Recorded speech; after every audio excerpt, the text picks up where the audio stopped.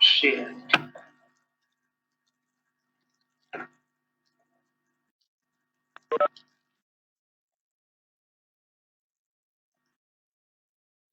Please tell if the screen is visible to all.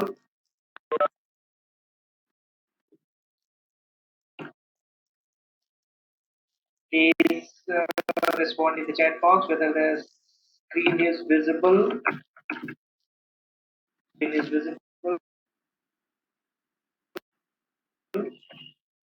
Okay. I don't understand why it is so. So see it now visible. Okay. So let us have a discussion. In the previous lecture, we have talked about this decision tree based algorithm. Okay. What I want to know from here is what are your queries? Because you must have some queries and please ask them. So raise your queries.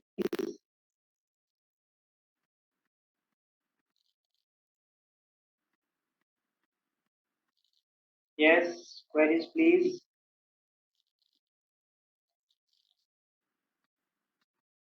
Am I audible? Or not? I'm not hearing anyone's voice. Please unmute yourself while giving the response.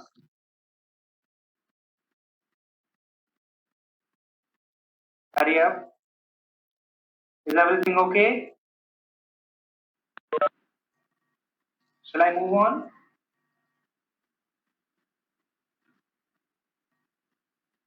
Reply in the chat box. Shall I move on?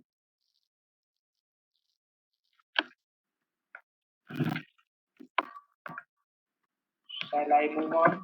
No problem. Okay.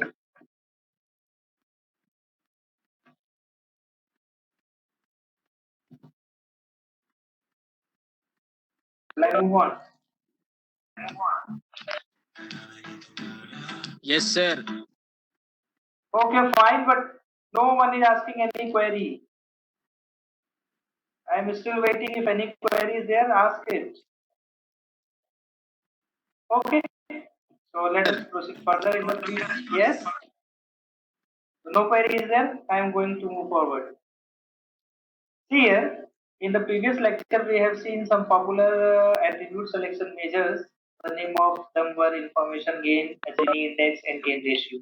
Okay. We have seen the information gain, which plays a vital role in, you can say, finding whether an attribute is of importance or not.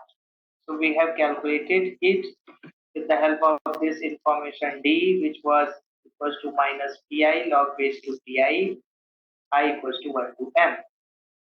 And this information needed, if we want to see the attribute A, then information needed to classify D was info A of D is summation j equals to 1 to 3 dj upon D into info dj. Here we have seen the information gained by branching on attribute A was gain A equals to info D minus info of the data set D for the attribute A. What it was meaning that if we calculate information of D, we have only two classes. The name of the class is yes and no. So out of 14 samples, we have 9 yes and 5 no. So that's why minus pi means minus 9 by 14. Log base 2 pi means log base to 9 by 14. It's a summation, so no will also be considered. Again, it is with minus, so minus 5 by 14 log base to 5 by 14. So it gives the results 0.940. When it comes to dividing, we have seen it earlier, information of age. The age is having basically three distinct values. You see here, it is youth, then middle aged, and then senior. So if you talk about this one, the formula says that here summation of j equals to 1 to v dj upon d into info of dj. So what happens here? It is 5 upon 14 minus 2 by 5 log base 2 by 5. How it comes you have told earlier, because here we have 5 samples belonging to age youth, 4 samples belonging to middle age, and 5 samples belonging to senior. So in the similar way, out of 5 we have 2 yes and 3 no. In 4 all yes and 0 no. And in the last one in senior 5, in that samples 3 yes and 2 no. So that's how we have calculated all these things. So information gain is very useful to give us the importance of a particular attribute. So this we have seen. We have calculated the gain for age, then income, then student, then credit rating.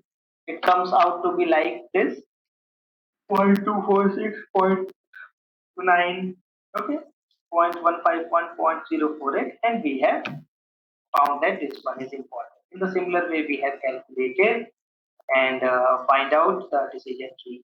When we have divided this decision tree with respect to this age, because why? Age was the prime attribute.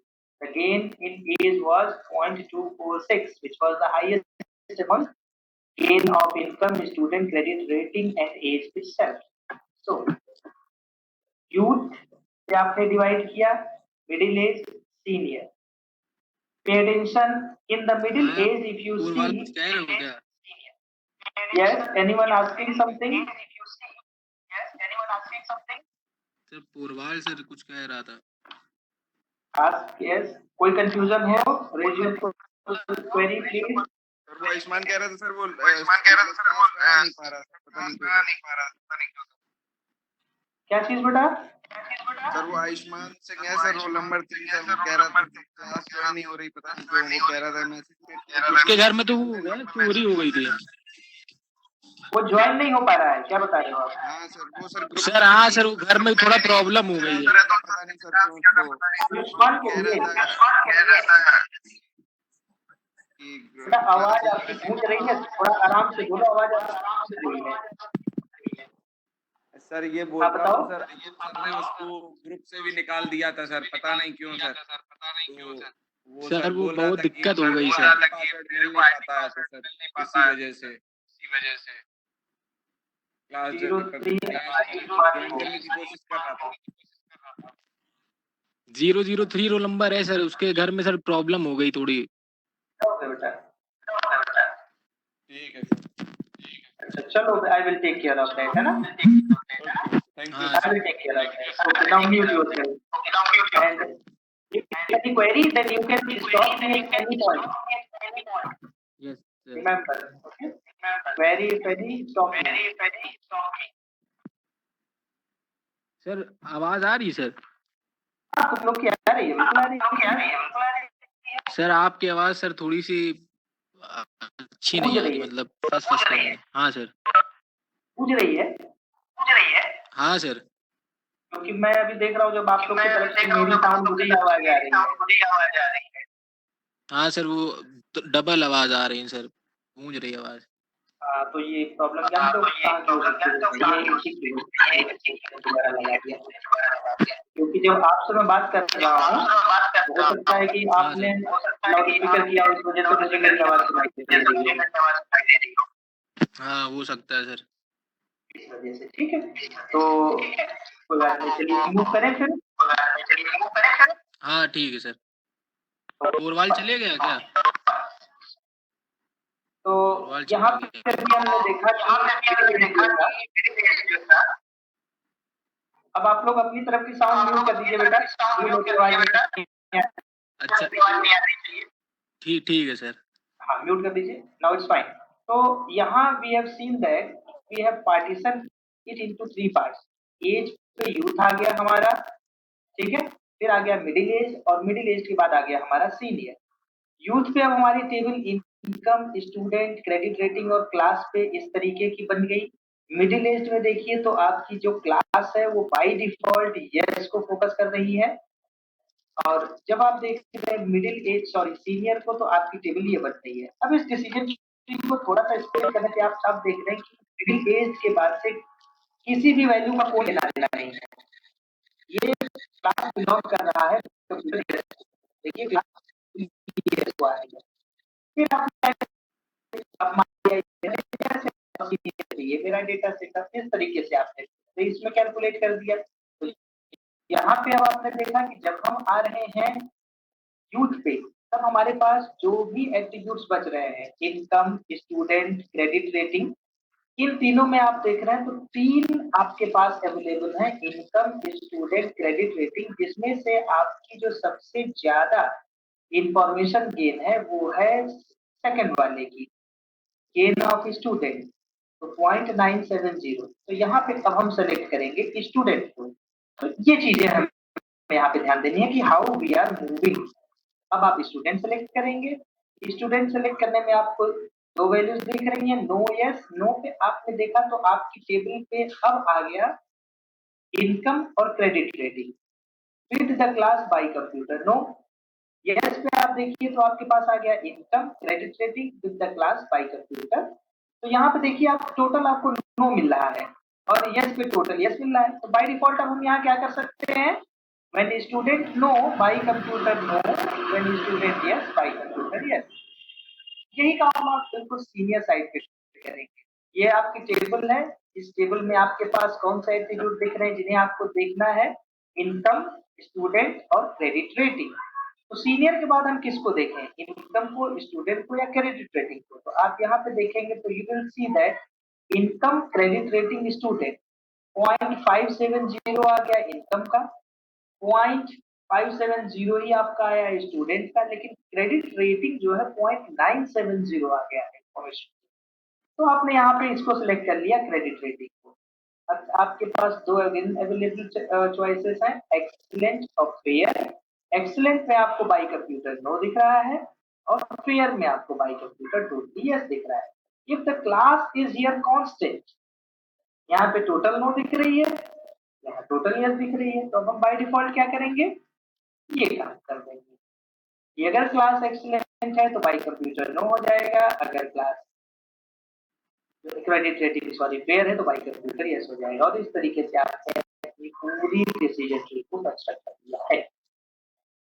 ठीक है, तो ये सबसे important aspect है आपके decision tree construction में कि एक एक स्टेप पर कैसे कैसे हम मूव करते हैं। हम कंप्यूटर में केवल एक डेटा सेट डालते हैं और कंप्यूटर हमको एक डिसीजन ट्री बना के दे देता है। तो इनसाइड दैट ये डिसीजन ट्री बनने का बिहाव क्या है, कैसे ये डिसीजन ट्री बनता है। Okay, so please reply in the chat box whether everything is clear or not. Further, if any query, so you can ask. Query if any, please respond in the chat box. Or shall I move on?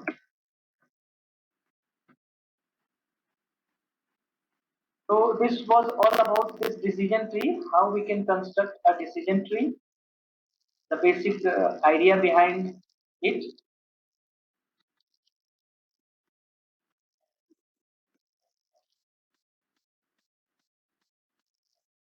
Now is it clear? Someone is saying about the voice quality. Now it is clear.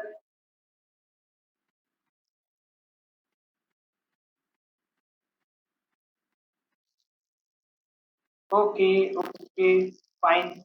So anything that you want to repeat me, or shall I move on?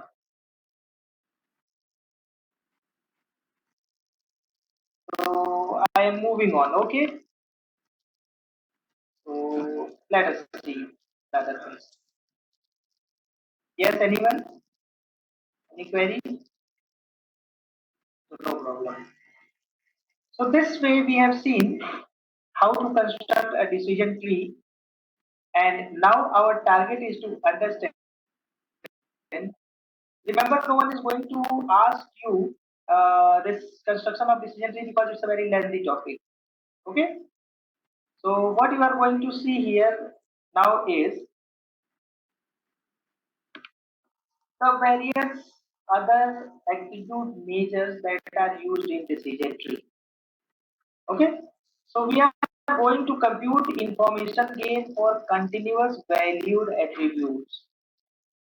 Okay. So see how it is going to be there.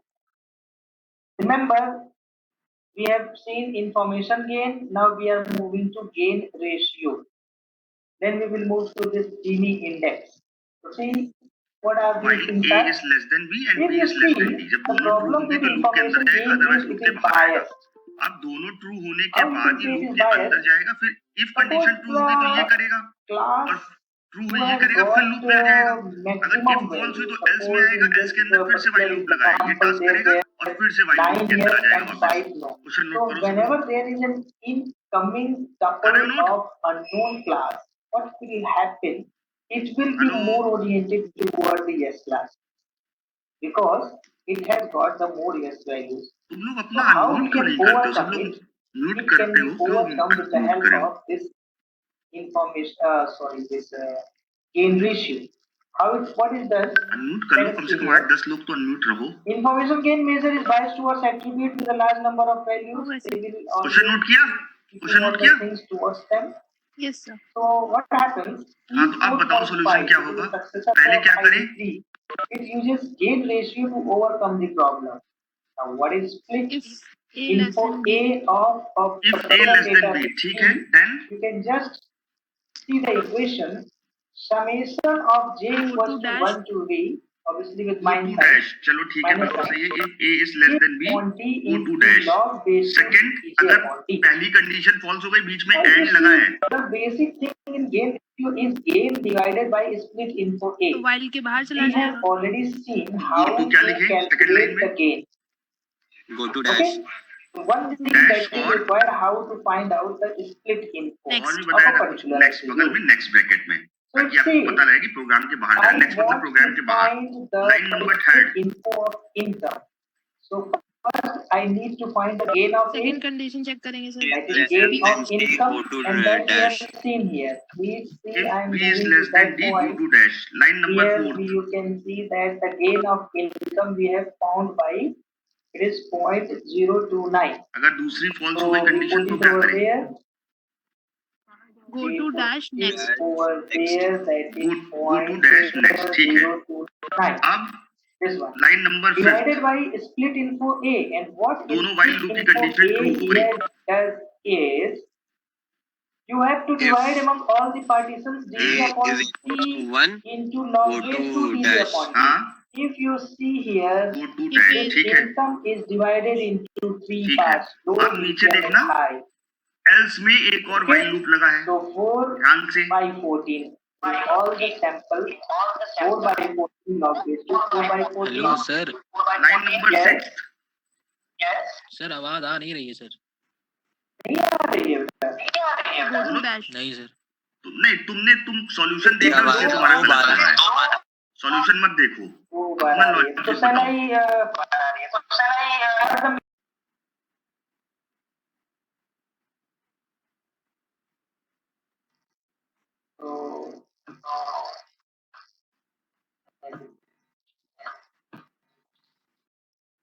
is understood to all. Let me see how many participants are there. Yes, 21 participants right now. They have joined it again.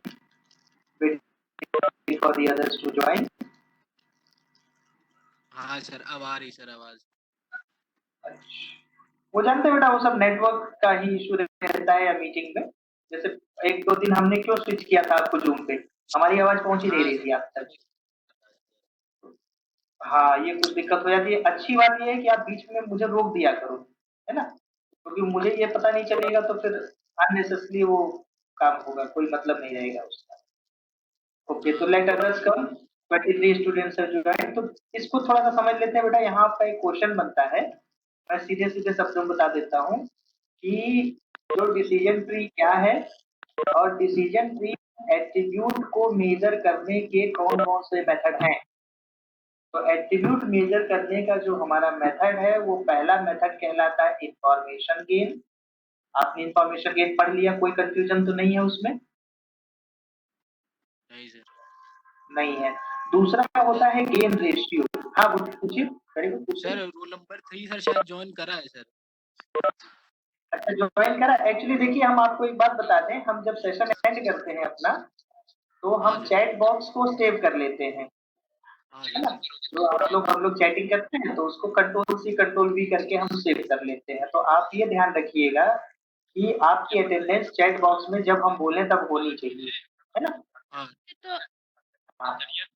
और अगर उसमें any how नहीं जा पाती है तो आप मुझे मेरे व्हाट्सएप पे इन्फॉर्म कर ही देते हो। वो केस 1-2 लोग होते हैं, उससे ज्यादा नहीं होते हैं, है ना? तो ये चीज ध्यान रखेंगे। तो चलिए जरा इसको समझ लेते हैं।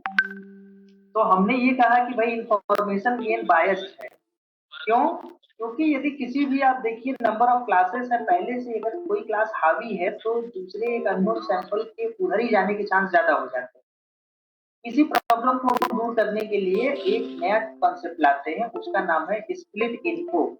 ठीक है, जो हमारा हेल्प करता है इंफॉर्मेशन गेन निकालने के लिए। और जब हम काउंट करना चाहते हैं गेन रेशियो को, तो गेन रेशियो का मतलब हुआ कि पहले भी हम गेन कैलकुलेट कर रहे थे, तो गेन को डिवाइड कर दीजिए स्प्लिट इन्फो से।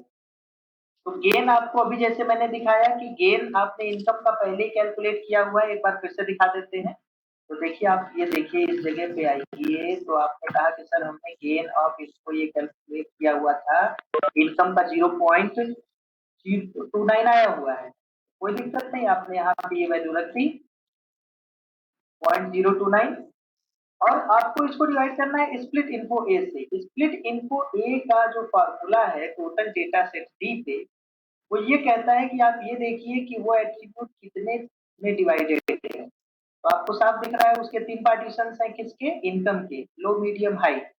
लो के 4 सैंपल्स हैं टोटल 14 में, मीडियम के 6 हैं और हाई के 4 हैं। तो अब कैसे हो जाएगा?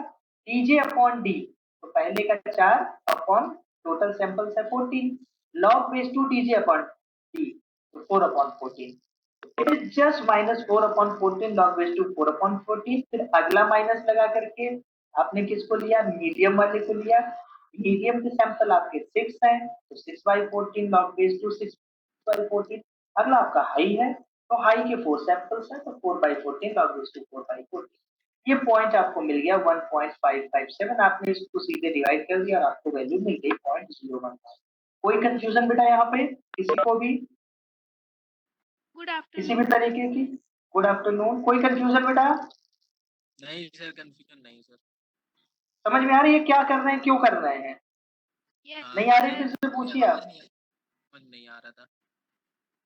अच्छा अच्छा, तो ये हमने क्या किया, अब हमने कैलकुलेट कर लिया गेन रेशियो, है ना? तो दूसरा मेथड है हमें पता करने का कि जो हमारा एट्रीब्यूट इंपॉर्टेंट है, कौन बढ़िया है, कौन सी क्वालिटी अच्छी है, ये हम इससे कर सकते हैं। अब एक चीज याद रखिएगा आप सभी कि जब हम बात करते हैं इंफॉर्मेशन गेन की और गेन रेशियो की, तो जिसका इंफॉर्मेशन गेन या गेन रेशियो ज्यादा होगा वो ज्यादा अच्छा होगा। ठीक, ये मैं इसलिए बता रहा हूँ कि जो चीनी इंडेक्स है वो इसका उल्टा काम करता है। चीनी इंडेक्स कैलकुलेट करता है इम्प्योरिटी को, मतलब गंदगी को। तो अगर किसी एट्रीब्यूट में गंदगी ज्यादा है मतलब वो इंपॉर्टेंट हुआ कि अनइम्पॉर्टेंट हुआ? बताइए।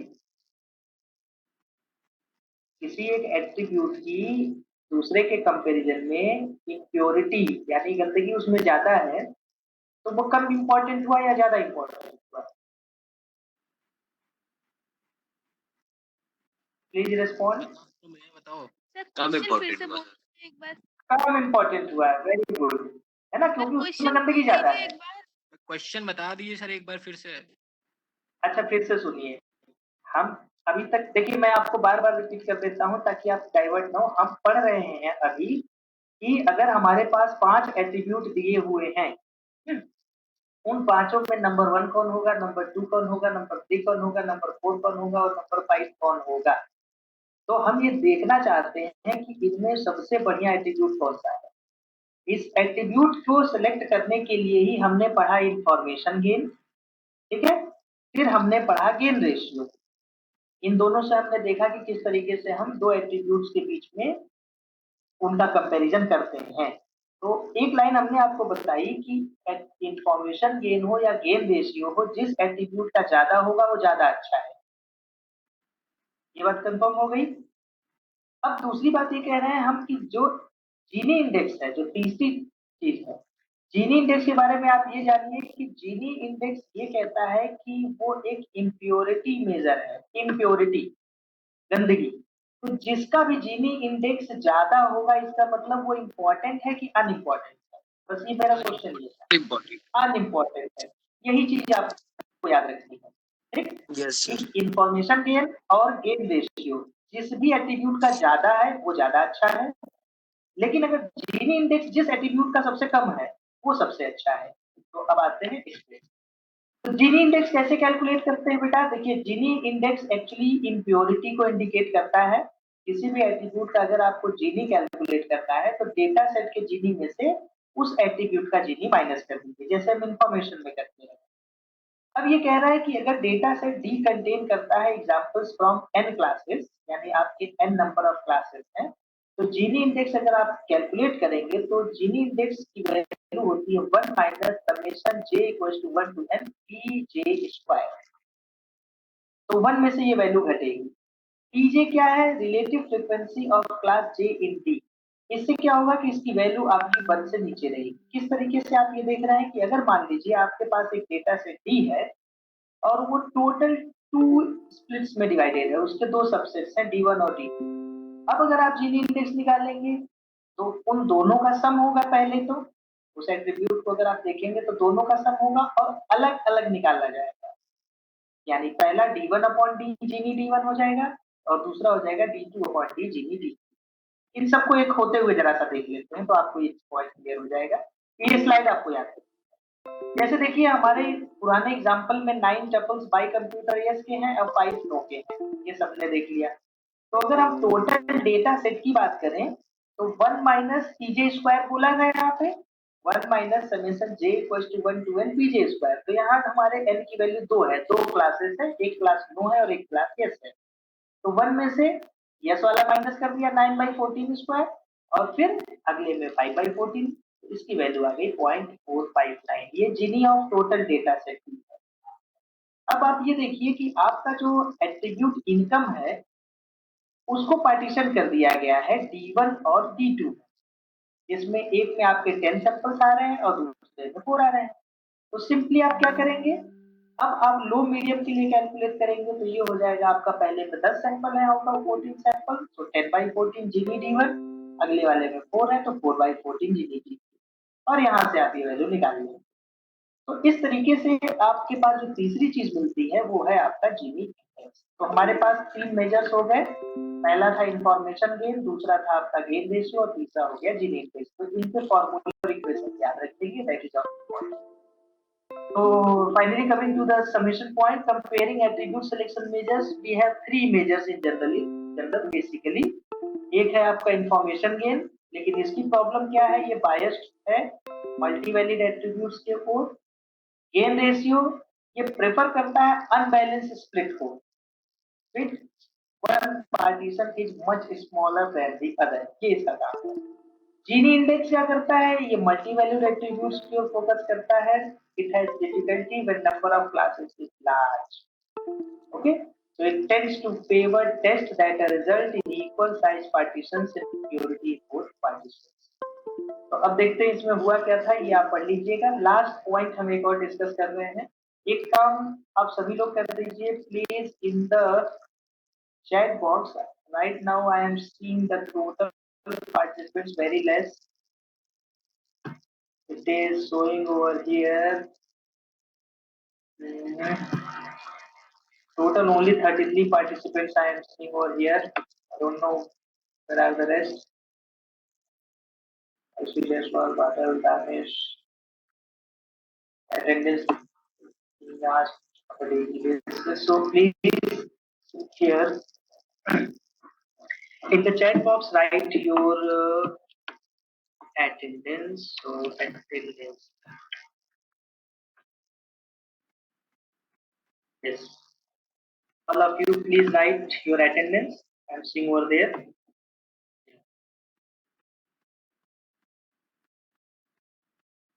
Kanishkan has given. Okay. Now, in between, I am going to show you some more few things. Overfitting in a decision tree. When we construct decision tree, there are two things: either overfitting or underfitting. So, see what is overfitting. An induced tree may overfit the training data. How? If we have too many branches. So what happens? One reflects the other, which we normally say that is a outlier or noise. So too many branches, some may reflect anomalies due to noise or outliers. This is a very basic problem, which results in the poor accuracy of unknown samples. So this is a problem in decision tree. How to overcome this problem? To overcome this problem, we have two things: pre-pruning and post-pruning. What pre-pruning says that halt the tree construction early. That is, do not split a node if this would result in the goodness measure falling below a threshold. ये ठीक वही बात है कि हमें जो भी team select करनी है, हम क्या करेंगे, एक एक व्यक्ति को पहले चेक करेंगे और फिर टीम में रखते जाएंगे। और पोस्ट प्रूनिंग क्या करता है, हमने पूरी क्लास को कह दिया कि आप सभी हमारी टीम में हैं, जो भी हमने टीम बनाई है किसी भी एक पर्टिकुलर गेम की, और उसके बाद से धीरे धीरे एक एक को निकालते चलेगा। तो remove branches from a fully grown tree, okay, get a sequence of progressively pruned trees. Use a set of data different from the training data to decide which is the best pruned tree. So in this way, we have completed all the aspects related to decision tree, or here we end up with the concept of classification. In the next lecture, we will start clustering. Okay, so I again welcome your queries if you have any. Okay? So if you have any queries, please ask.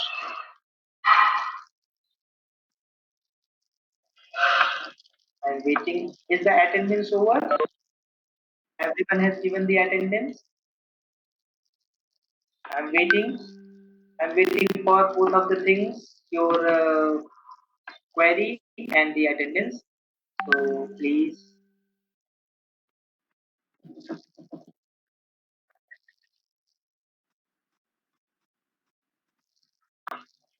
respond. If you have any query, please ask. Otherwise, we have to end up the session here. I'm waiting for.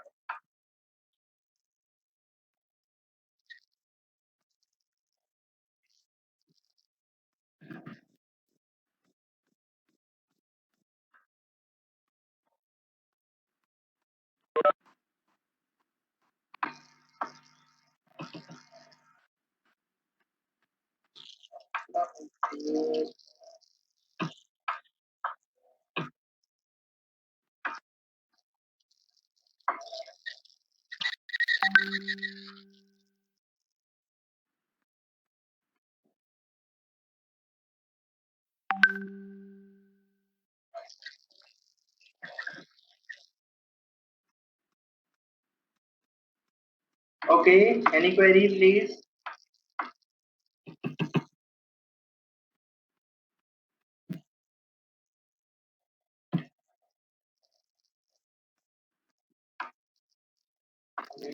Get the details. Why it is so.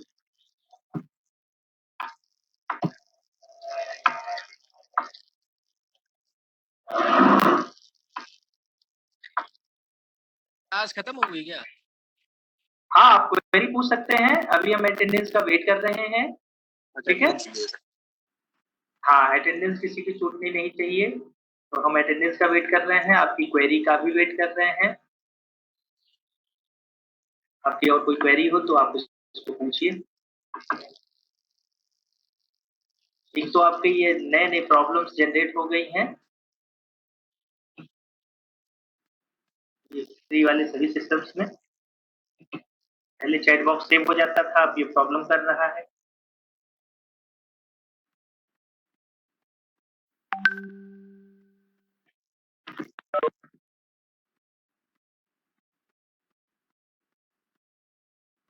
ये class section A है, D है बेटा? ये ए है ना? इसमें जो है